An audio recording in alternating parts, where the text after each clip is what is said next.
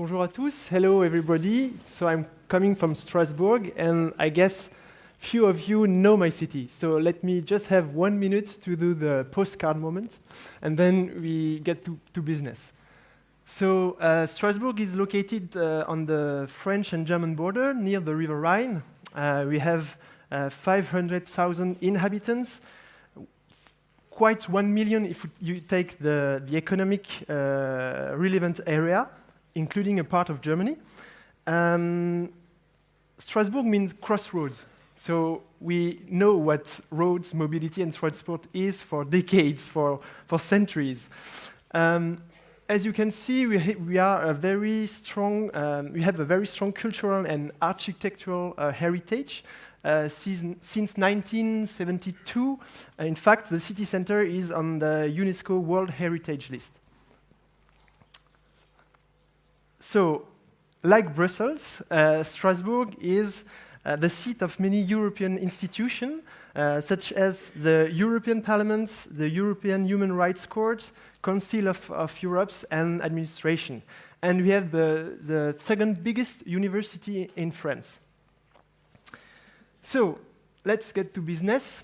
Well, I've been invited here because, as it is said, we meant to be a car-free city example, but are we really a car-free city? So I will disappoint you because I'm not going to give you an answer to that.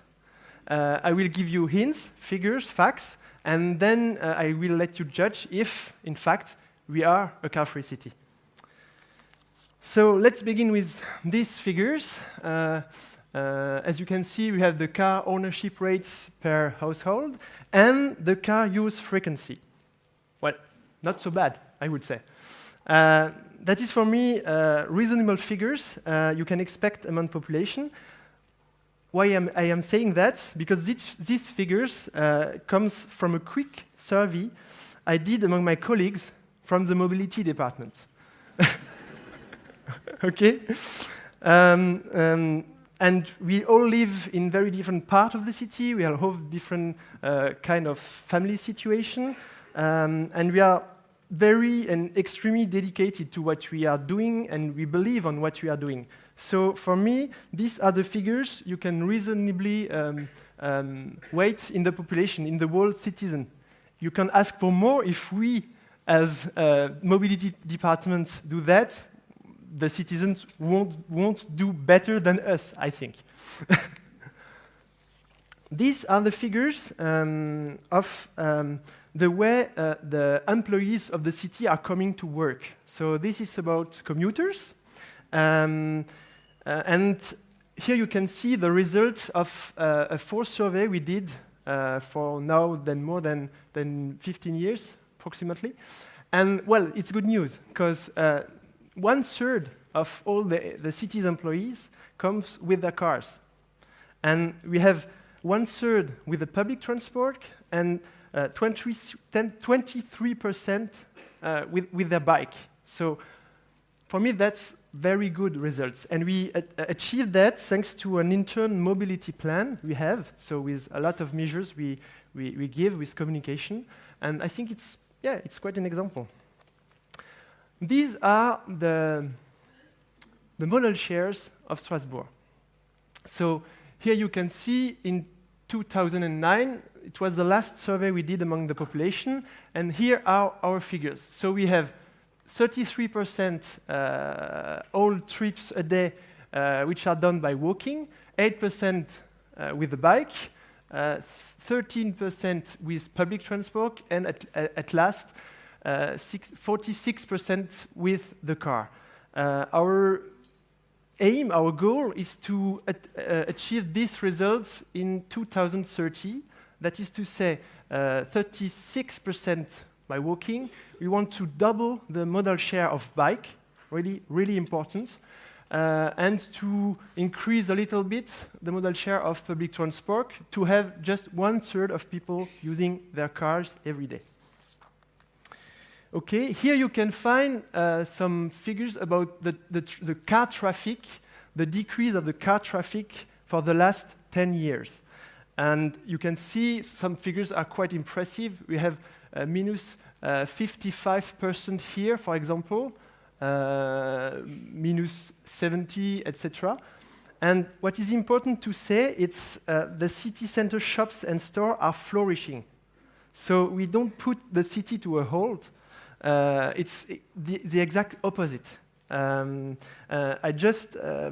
If you look how you build the today malls and commercial zone, you see that this commercial zone or malls are built like theme parks with big pedestrian area. But for us, the best theme parks is our city center. So why going to the mall when you have a wonderful city to shop in? That's about the bikes. Well, quite different situation with the bikes. 14% all of the trips in city center are made with the bikes, but these are figures from 2009. We did a survey last month among 5,000 people, and it showed that the everyday use of the bikes has increased more than 20% for the last years. So these figures are no more good. I think we have reached some very better figures for the bike. Okay, a last one about the figures. These two maps shows the household share with no cars, and of course the household share with 2 cars and more. And so you can see it's logical. But in the city center where we have a very strong transport public system, where we reduce the car place, well, the share of the household without cars is very strong, among 60%. On the contrary, where we have more difficult because there is less density, of course, we have more cars because people need their cars.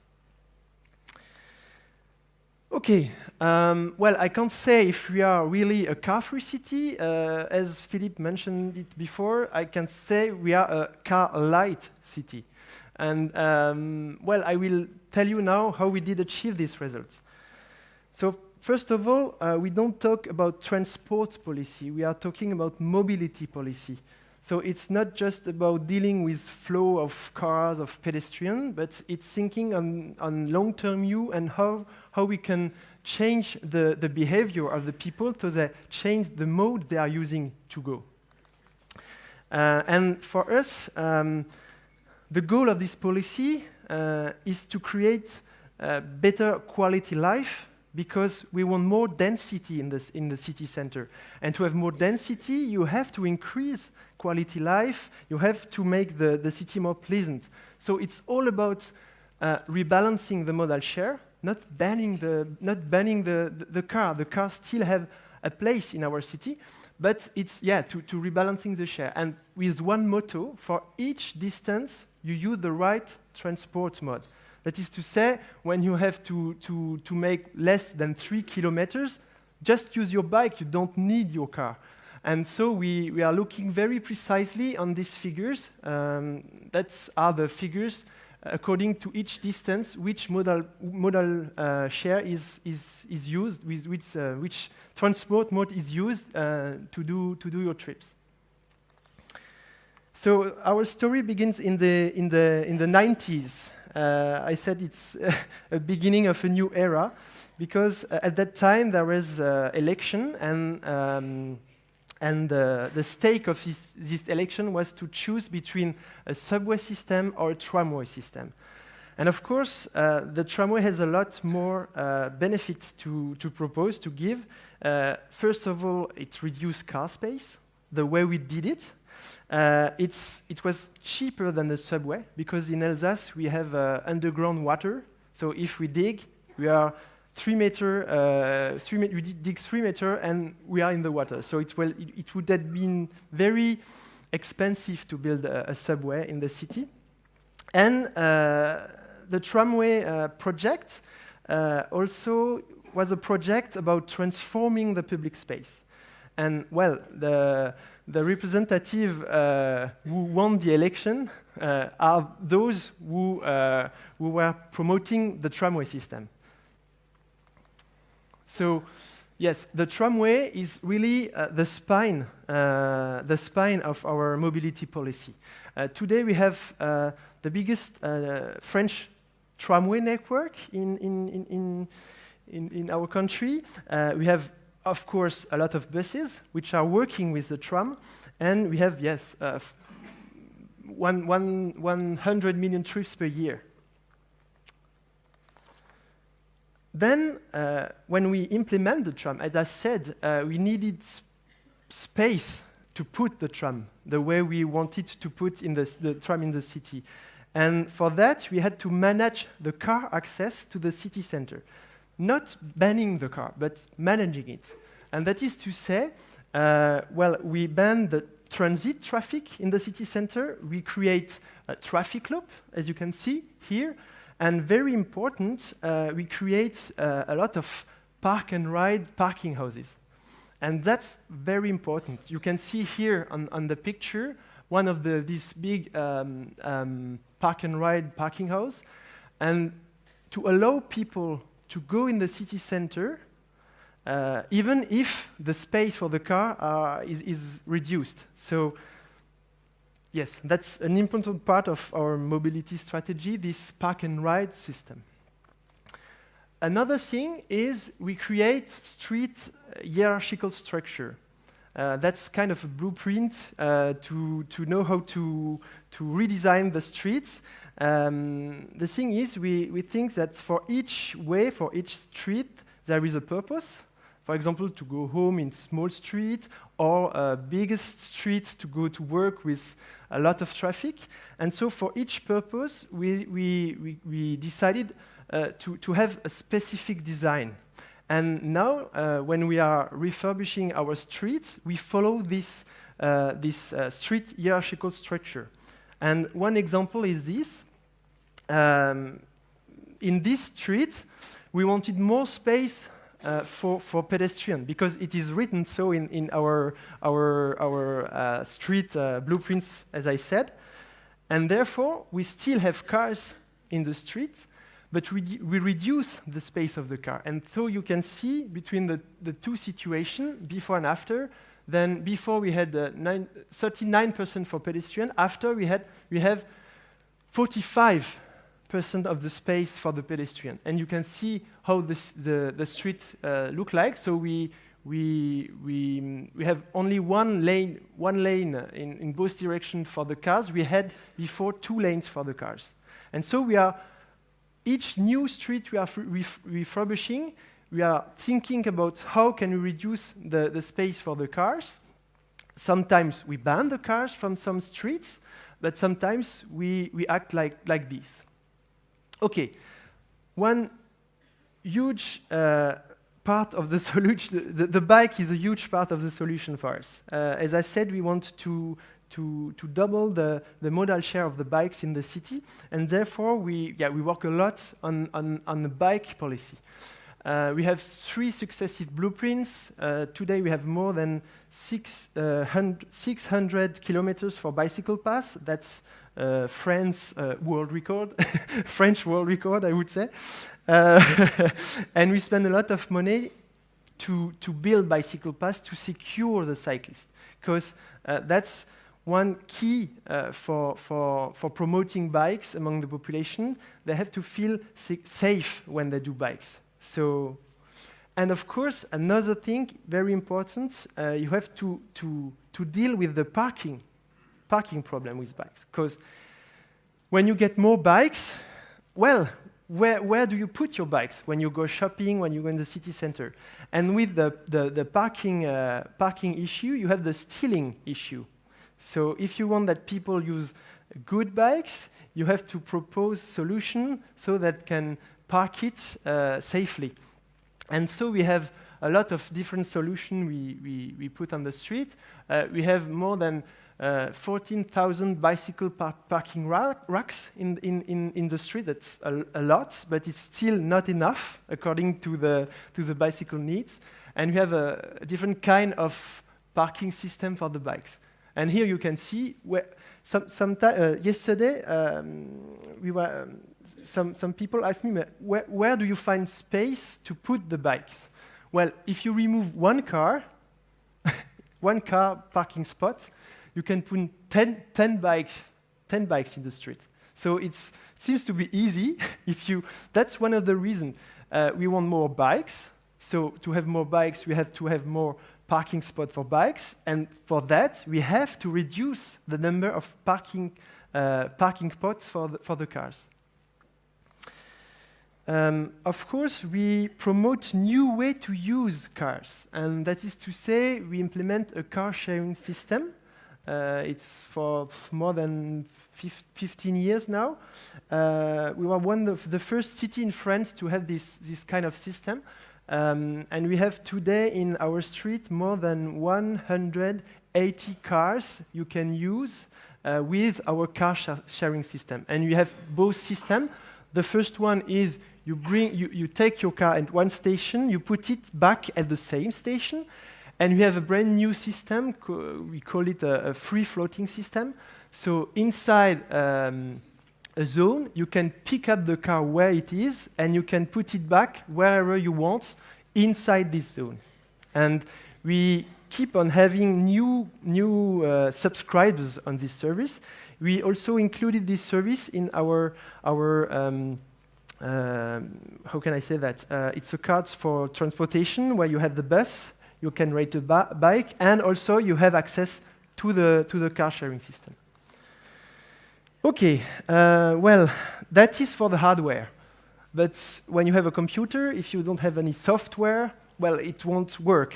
So we also work on soft measure, I would call it that way.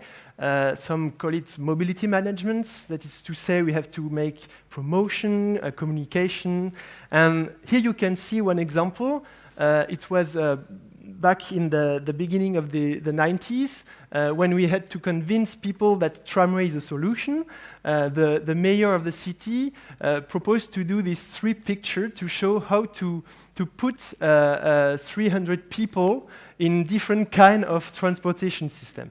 So here you have the cars. Here you have the buses, and here finally the tram. Well, we do a lot of promoting action. One of them is the Bike to Work challenge.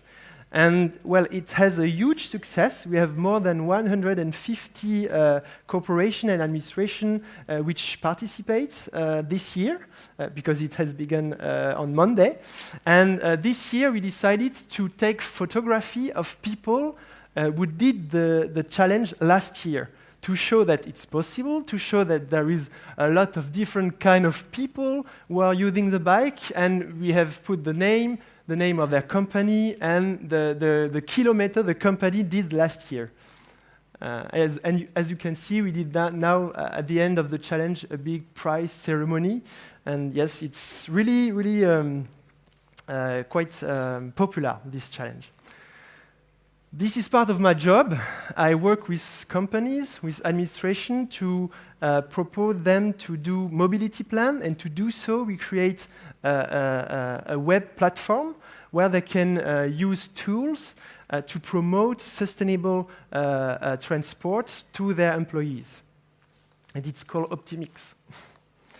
Finally, that's the last idea we had. It was a big night bike party. We did last Friday in the street of our city. Well, it was quite difficult because we had heavy rain 1 hour before the first bike party. But of course, we were very surprised because we had more than 700 people who came to this party. Also, there was really heavy rain. And for us, it was a huge success. And for sure, that is one of the action we will, for sure, make a second time, because it has huge, how can I say that? People were so happy to do so, even if there was heavy rain. Okay, after having all done of that, well, we could reinvent our public space. I will show you some picture before and after, and you will see I don't have to use words so that you understand what we did. So, before and after the construction of the tramway line, here was the parking spot. French way of parking the cars. and now you have a path for bicycle and pedestrian, and I think it's better like this. Here you can also see how we implement the tramway in the city. Before it was like a motorway in the city, and after, well, we keep cars, but we reduce the space for the cars and we put the tramway.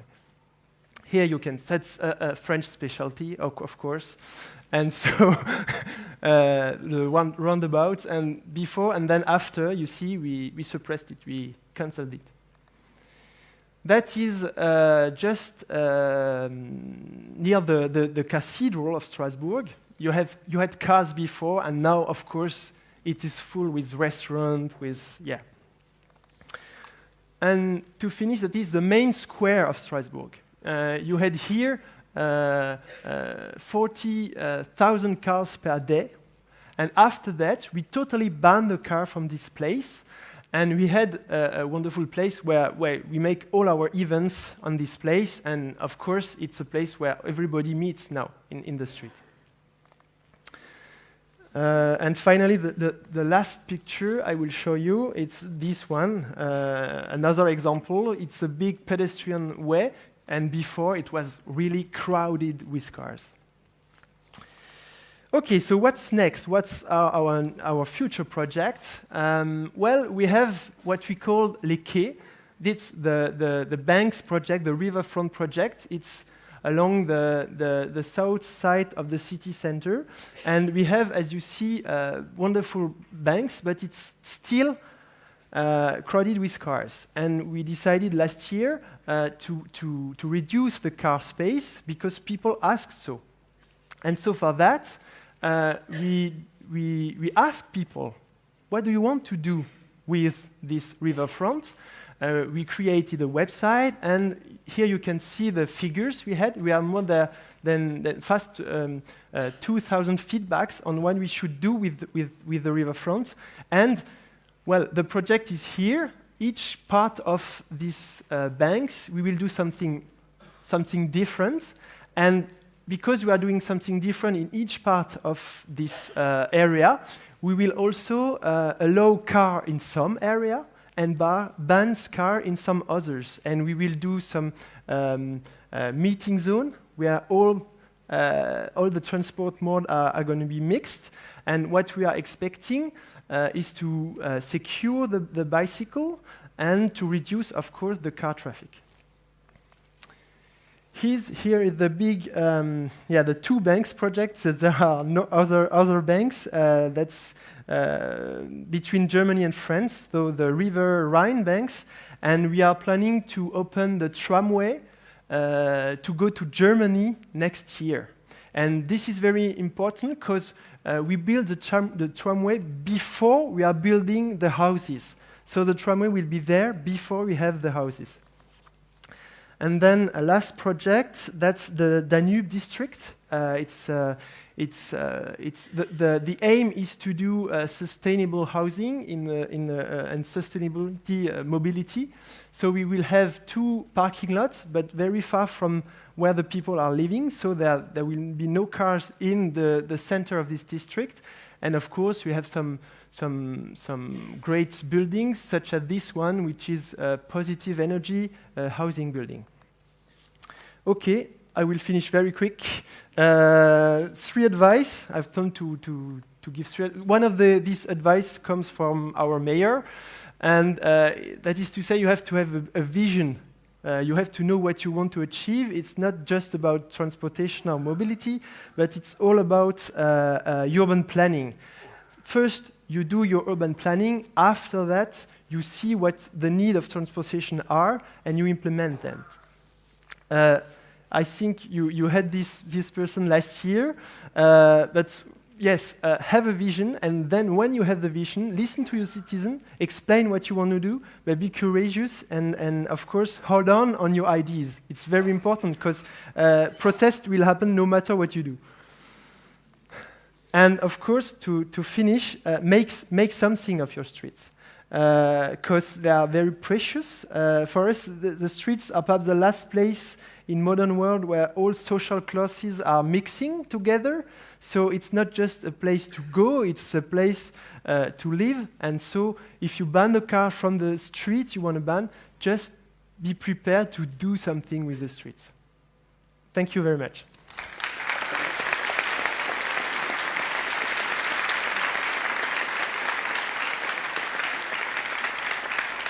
And thank you very much, Pierre. We're a little bit over time, so I'll just take one comment or question. I just think of the fact that you're also an economist, like yes, like Philip Christ, and both of you promote car-free cities. Mm-hmm. I like that. What's happening? Are the economists becoming idealists, or is it new business opportunities rising in car-free cities? Well, I would say the world is changing, and if you take my generation, the Y generation, we don't need cars anymore. We need cars for specific purposes, but not for everyday living. And so if you want to get more customers in your shop and in your stores in the city center, well, you have to remove a little bit cars, because my generation, for example, will get back to the city center because it's less car crowded and because I can go there with my bike. So of course it's an economic opportunity. Thanks a lot. Thank you.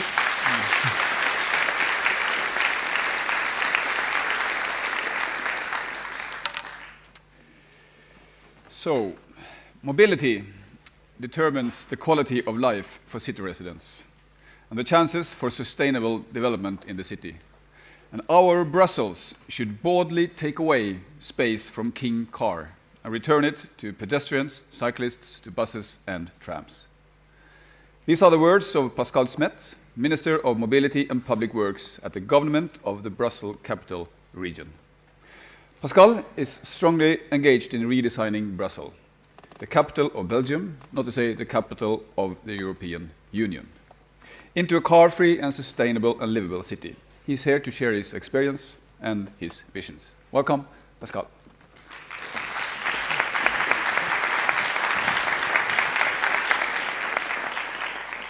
Thank you very much for having me. You know, there's some rivalry between Strasbourg and Brussels, which is the real capital of Europe. And I'm so glad that you said Brussels is the capital of Europe. They are the seat. Cities for people, and I really feel a little bit strange to be here with you because it's not my first time in Oslo, but you know, I'm coming from Brussels, and all of you who have been in Brussels, probably you have noticed we have so many cars in the city, and you are talking about a car-free Oslo, and when I'm walking around Oslo, for me it's already car-free, actually.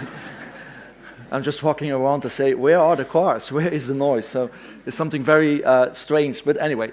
I just want to say we are no hellhole, you know. You have an American guy at the reality TV star who is running for president of the United States, and he has said he was 20 years ago in Brussels, and it was such a nice city, he said. And today it's such a hellhole. What happened? I don't know if you have heard that after the attacks he had said that, and just wanted to show two pictures how beautiful Brussels is, and that we are not the Islamic State of ISIS, of Daesh. We are just a normal European city with normal European people and very international people living in. Just a quick introduction of Brussels. It's a capital region. We are the heart of Belgium, also the heart of Europe. It's 1.2 million people who are living actually in the region of Brussels, the city region of Brussels. It's every day 400,000 commuters that will come in. I'll come back on that later. We have 162 square kilometers, which is 1/3 of your area here in Oslo. 12% of our city is green spaces. We have 6 police zones. It is 5 too much. We are very international. We are the seats of many things. We are the capital of many, many, many things, but we definitely are not the capital of the bike, and I will come back to that later. So we have 19 municipalities, and that's sometimes complicating my life. We, Oslo, if I'm not wrong, you have a density, population density of 1,400 per square kilometer.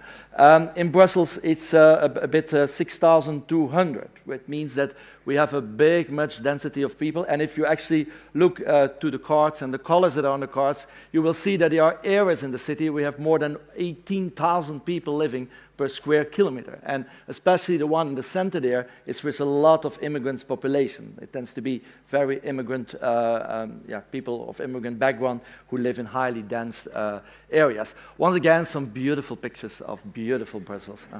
We have to promote Brussels now. It's an official policy. Of course. Basic mobility facts. 1 out of 2 of the people living in Brussels don't possess a car. More than half of the movements that are made in Brussels are for a distance less than 5 kilometers, although 55% of them will be done by car. Only 4% of all the travels within Brussels will be done by bike. But there's something very interesting in the 2 other schemes that are on the slide. If you look the incoming and outgoing movements in Brussels, then you will see that the people who come into Brussels, the commuters, 64% of them will use the car. And a bit of, and you see there for public transport, and a very small amount of bikes and walking. But if you look on the contrary to the people living in Brussels, then you will see that that more than 1 out of 3 will only walk to make the movements, that public transport is much bigger, and that the car is only 1 out of 3 of the movements. So that means that the mobility issue in Brussels is a commuter issue, and not really an issue of the people living in Brussels, although they could use more their bike too, but it's not really an inhabitant issue, it's a commuter issue. We have nearly 400,000 commuters every day coming in Brussels, of which 270,000 of them will every day, every single day, decide to come individually by their own car. And they are sitting there in their car. And why do they do that? A Belgian, his real dream is to have a kind of house in the countryside with a little garden, with a kind of wall around it, and living in green. And so living in a city, we don't have these urban genes in a Belgium. So the dream is to live on the countryside. And we have a federal policy, a tax policy, that stimulates living in rural areas. Although it's more expensive to live in rural areas for society, society will have laws that promote living in rural areas. Secondly, we have something very special in Belgium, that is company cars. Normally, I don't know, in Oslo, probably not in Norway, because you're very special on that issue, but in many countries in the world, it's only the senior management that will get a company car. In Belgium, the junior management will get a company car too, with a card to buy diesel. So of course people use their car. And why do we do that? Because it's a way of give some salary extra, and it's cheaper to do so. That's the reason why we still have many people coming by cars. Thirdly, we have a railway network, maybe the RER or the S-Bahn in Berlin. We are working about that too. For those who speak French upon you, RER is a kind of express railway network. We call it Réseau éternellement retardé. For 20 years we're talking about it. But now it's going to happen, they say. We'll see. Federal government. And we are a small country. Belgium is tinny. You take your car, 1 hour later you're in France, 1 hour later you're in Germany, and not even 1 hour later you're in the Netherlands, and then you still have Luxembourg somewhere behind. This is a very interesting card. It's where the commuters live. And you see in the middle over there, the very dark spot, that's the Brussels capital region. And all the commuters, they just live around in an area of 20, 25 kilometers, 30 kilometers around Brussels. So if we had this real railway network, it would be very simple to resolve our mobility issues. It's complicated. We have 4 public transport operators in Brussels. We have the TAG, is from the Walloon region, Brussels depending on me, the Lijn is the Flemish one, and the SNCB is the federal railway system. We don't have tariff integration yet, we don't have an integrated marketing of public transport, but we do have now one mobility card. It's called the mobile card with one technology. We have nearly 365 million journeys only on the public transport of the steep of Brussels. That means a lot of journeys during a year, of which most of the people will, of course, take the subway system, also the tram system, and also the bus system. So I'm not going to go into the figures. You can read it later. But you see we have a lot of public transport that is developed in the city. This is the regional express network that should go out the city to get people into the city. This is that Donald Trump liked when he visited Brussels. 20 years ago, 30 years ago, it looked like this. You know, you see the cathedral there, you had everywhere cars. And Brussels in the past, and I should explain it to you, you know, in the 50s, when was the after war, Belgium got a lot of car plants coming to Belgium. And many European countries thought that the modernity, development, going into the future, was investing in the car. And so this city, my city, opened itself for the car. And we built tunnels, we built flyovers, we killed houses. Literally, we have demolished beautiful Art Nouveau buildings to join the so-called modernity idea. And then we got this. But today, lucky for us, it looks like this. And they're the same places as you saw before. I'll do it again. You see all the cars, and now we have much less cars, and it has changed a lot. Lots of trees have come into the place.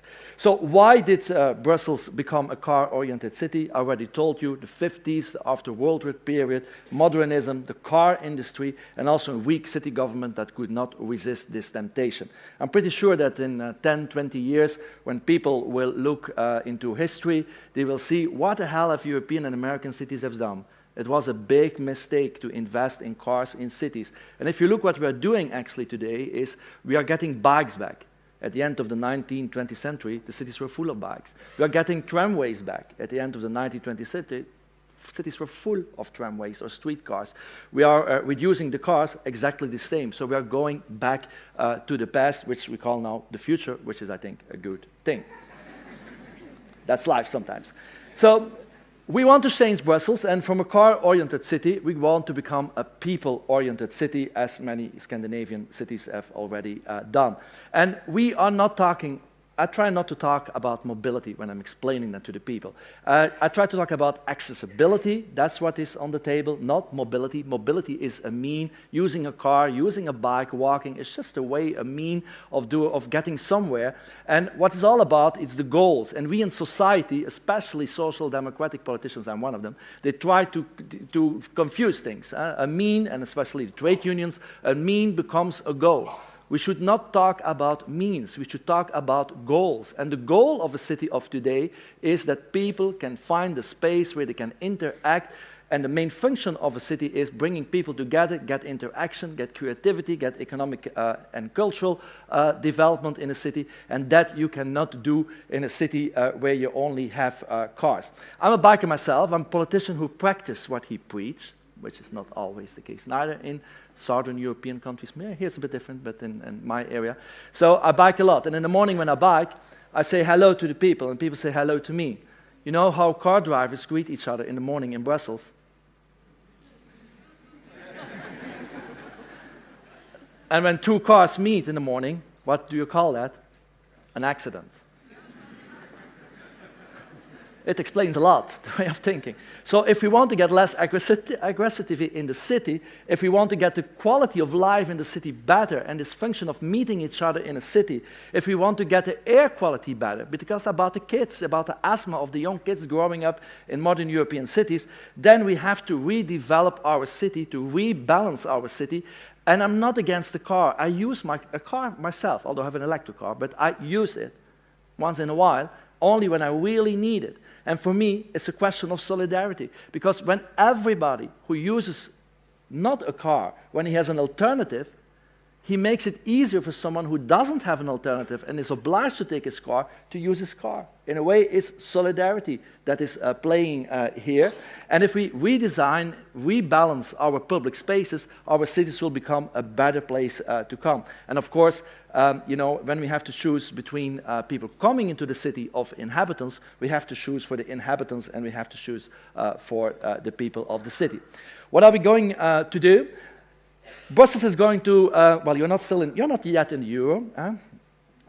I hope you will be one day. We have 5.2 billion euros we are going to spend the next 10 years. It's budgeted. It's not politician talk. It's budgeted. We have the money. It is decided.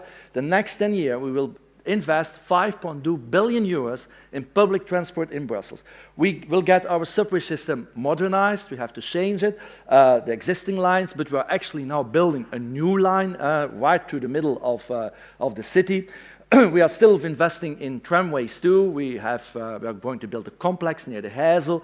We are building actually today 2 new tram lines so that we have much more people getting into a tram, and we are redesigning our bus scheme, and we will buy 235 buses, and we have decided that we will become all green buses. We will no longer buy diesel buses, only hybrid buses, 235.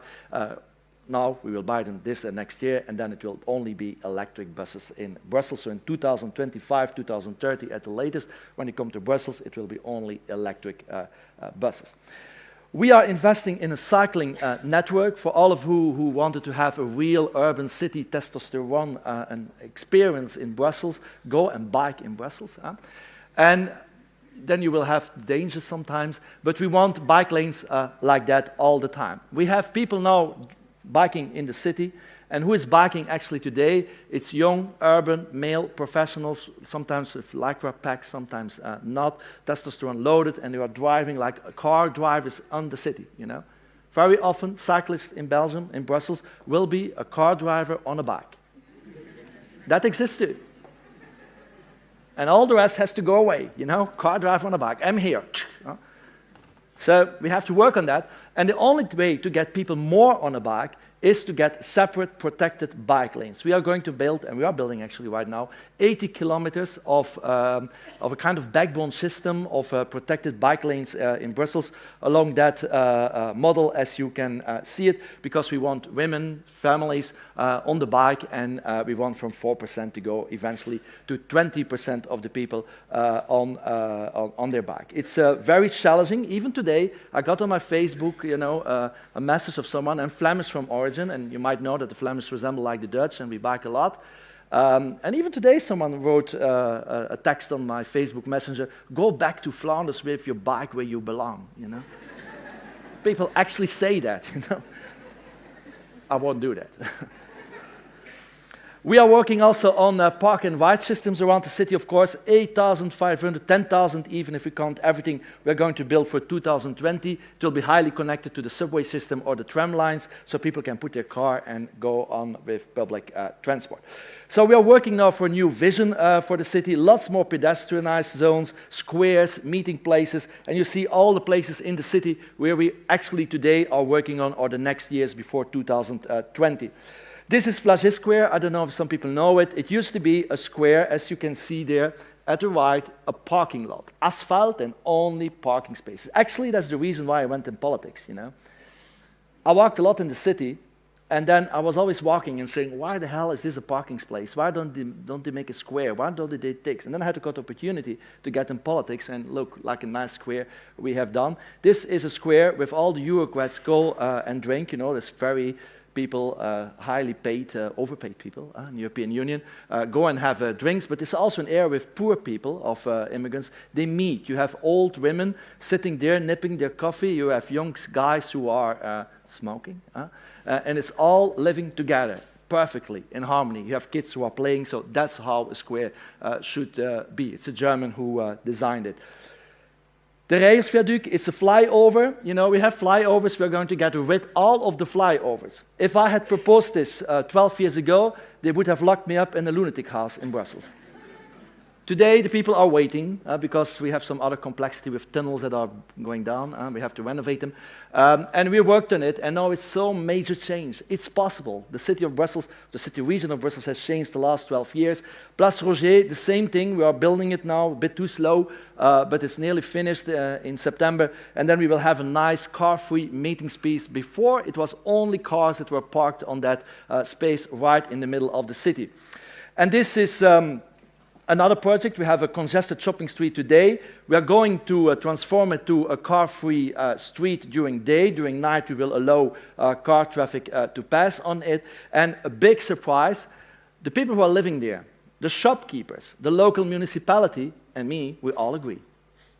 There is no fuss about it. And I will explain later on another case where people don't agree why this is this. Because we opened here a dialogue right from the beginning with everybody. We implicated people, and they are now actually implicated in the design of the square. We are building new parks too, right in the middle of Brussels. You know, left is where you can see the, how it is today, how it will be in the coming 2 years. Lots of green space.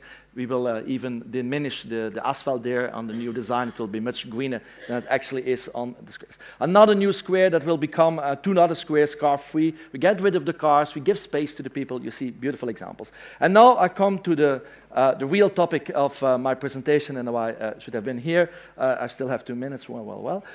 The car-free city center in Brussels. It used to be like this, now it is like this. This was a north-south traffic lane, an axe used by transit traffic. We decided to get it car-free together with the municipality of the city of Brussels. You see here the perimeter. It's a lot of things. We go from 28 hectares today to 50 hectares today also. It's the purple one is the extension, but you see that we have included the Beek lane there, which is of course a major shift. And this is the perimeter. This is how it is today, how it will be in the next 2 years. So no more cars, only people, only public space, only meeting space. Some more pictures how it will be. That is just an impression. We are not going to do that. It's kind of balloon. This is how it will be. You see the difference. The ones who know Brussels, it's right near the Bourse, where we all cried after the attacks in Paris. People flock there to cry, to celebrate. That's the place how it's going to be. This is the Bourse. You might have seen it on television. It will look like this. There was, after the attacks, where the solidarity of the people were there. Same square, how it will all be different. Now I'm coming to the advice. Still 1 minute more. I get 2 minutes, I guess. I really believe, and this is a case that has been handled by the city of Brussels. We were involved too, but we were not the ones who are taking the first major responsibility. It was the city of Brussels. They did it completely wrong. And I'm going to give advice how not to do it. That's a beautiful example how not to pedestrianize the zone. First of all, there was no communication with all the stakeholders, the shopkeepers, the visitors, the citizens, and maybe we had to decide it like that. I was agreeing with that we had to decide it. But from the moment it was decided, you should go in a dialogue with people and explain why and implicate them and be empathetic to them and listen to them. Not always agree with them, but at least explain to them why they are wrong so that they understand the arguments. And that's a picture of the mayor of the city of Brussels. You know, non élu, pas le bienvenu. He was kicked out of a restaurant, which of course for a mayor is the worst thing can happen. If you are kicked out in your own city by a restaurant keeper, it happened to him. He is not popular anymore. He wasn't before, but it's now neither. But he didn't handle it well, and that's an issue, I think. Secondly, you must tell a story. We live in an age of storytelling. If we want it or not, and I don't like it too much neither, but it's reality, the media loves it, it's storytelling. And that means that what you're doing is you have to need a strong identity. And once again, the identity should not be built on car-free. The identity should not be built no cars. The identity should be built quality of life, better space for people, better place for meeting. That's the identity you want. You want happy people. And everybody, one way or another, is a car driver. And if you come, we don't want cars, people say, what is that? Some loony greenie who is explaining something? We don't want it. I'm green too, by the way. So, social democratic and green goes together in Belgium. And so that's another advice. Have a strong identity, a branding campaign, and explain. Use the website, use Facebook, use postcards, how it was before, how it will become. Make a kind of journal, how it is today and how it will be during the works. And that's, I think, the most important advice is the project must unite and not divide people. You have 2 Facebook pages, you know. Touche pas à mon piétonnier, that means don't touch my car-free zone. And the other one says, I'm against the car-free zone. It's not good, because then you get division in a city. You get a kind of antagonism, and you get the kind of, united, you need unity. And of course, not everybody agree, but you need a uniting project, and especially in times as today, the project of getting quality of space in the city should not divide, it should unite. It's been said by Strasbourg too, go ahead with the project. Another thing that they did in the city of Brussels, I was absolutely against it and they didn't want to listen, and they wanted to do it. They had a test period of 8 months that of course became 14 months, and then they are not even starting the works then, you know, and people say, what is this? And contrary to America, where they are not used to a lot of things, we have temporary things done in the street, and people thought it was a little bit too cheap, you know. They want quality. So if they don't see the improvement very quickly, then they will turn against I'm nearly finished, the project. And then, of course, reassure and communicate on the accessibility of commercial areas. Thank you very much.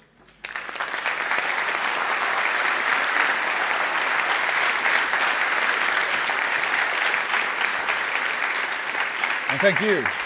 Thank you very much, Pascal. Bold and visionary politicians are a prerequisite for change. And it seems like you're one of those. Thank you. Tweet that to Belgium. In Oslo, the car-free city center, as it looks like in Brussels too, it's just a part of a bigger initiative. And also the aim is to reduce the overall traffic by 20%. Most of the discussion is about the car-free city center, but I think this overall aim of 20% reduction, when even the population is increasing in Oslo, is far more ambitious. Mm-hmm. Do you have any comments on that? Yeah, no, you're Is it possible? No, I think you're very ambitious, and I think Norway is an example for us. I mean, we don't have to be, we don't have to be false modesty in Scandinavian countries like in Norway. I think you're way ahead for us for everything what is about climate and everything about looking into cities. I think that's a reality. And there's something what strikes me here, and it strikes me in other European cities too, is that there is a major change. That is he was telling our friend from Strasbourg that it's the younger generation. Yep. I mean, the younger generation is the first generation that has been driven around.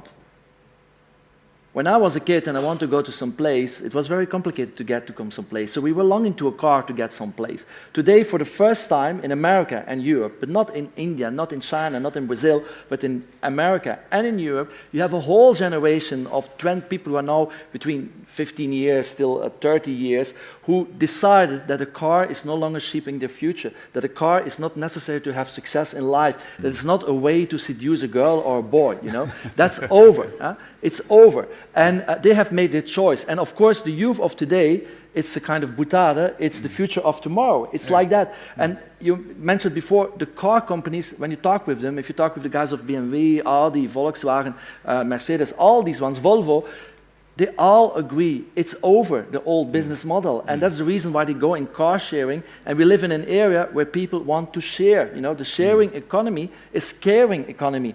And I strongly believe that this youth generation will make the difference, so I would make an alliance with them too, because they finally, it's them who is going to elect the politicians of tomorrow. Yeah. And those are the people actually living in the city center too, mostly. And they will come back in the city center when you have nice places. And also economically, it's difficult in Belgium and Brussels to explain too. You know, if you look into the world, cities that thrive today are cities who invest in much more quality of life spaces in the city. And that attracts young, creative, economically strong people into the city. And it gives also a cultural development, because it's not about economics. I think it's about economics, but it's also about cultural life in a city and meeting. So both will strengthen when you give speech. And finally, we are human beings. We are designed for walking. We are not designed to be in a car. That's a good point. I have one very precise question from the audience. Why just electrical buses? Where does this energy come from, the electricity we produce in Belgium? Why not go for biogas-driven vehicles? Yeah, I will give you a political answer to that. Yeah. And it's a little bit tricky. There are no journalists, I guess. They are not going to say it to Brussels. But of course. We had kind of this debate about it, and we just finally decided. And, you know, because some people want not only biogas or CNG, and you have all this kind of stuff, we decided not to do it, because we analyzed all the public transport markets in Europe, and nearly no new city is investing in it. Only the cities who already have gas buses will continue with that, and most of them will go to hybrid buses or electric buses. And there's another reason, it's a bit of fear, and I will be quite open. We are now one of these cities, like you are also Oslo for other reasons, who have been under attack. And of course I know it's secure when you have a gas bus, but you know, having gas buses around a city in times of today, and if you have the whiting, you get a real bump. So it's something that we decided not to do, and we preferred electric. And of course, we hope that in the future, all the electricity will be green electricity. And you have a point. I mean, it's become green long electricity. term, of course, it will be long term. the But greener. yeah, it has to be. Okay, Pascal, thank you very much. Thank you. Thank you.